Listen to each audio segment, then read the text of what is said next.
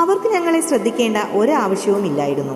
ഇടയ്ക്ക് സ്റ്റേഷന്റെ മതിൽക്കെട്ടിനുള്ളിൽ നിന്നും ഒരു പോലീസ് വാഹനം പുറത്തേക്ക് വന്നു. ഞങ്ങൾ ചാടി എഴുന്നേറ്റ് പ്രതീക്ഷയോടെ അവരെ നോക്കി. എന്നാൽ പ്രധാന നിരത്തിൽ നിന്നും വാഹനങ്ങൾ വല്ലതും വരുന്നുണ്ടോ എന്ന് ഇരുവശത്തേക്കും നോക്കാനായി വണ്ടി ഒരു നിമിഷത്തേക്ക് നിർത്തിയ ശേഷം അവർ അവരുടെ വഴിക്ക് വണ്ടി ഓടിച്ചു പോയി. ഞങ്ങൾ നിരാശരായി വീണ്ടും മരച്ചുവട്ടിലേക്ക് ചാഞ്ഞു.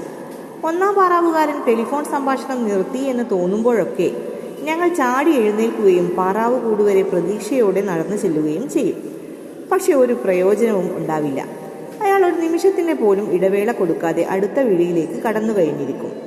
പുസ്തക വായനക്കാരൻ രണ്ടാം പാറാവ്. അയാളുടെ വായനയിൽ നിന്ന് ഉടനെ ഒന്നും ഉണരുന്ന മട്ടേയില്ല.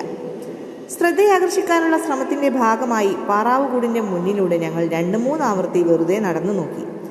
എന്നിട്ടും അവർ ഞങ്ങളെ ശ്രദ്ധിക്കുകയോ ഞങ്ങളോടെന്തെങ്കിലും ചോദിക്കുകയോ ചെയ്യുന്നില്ല. യാദൃശ്ചിക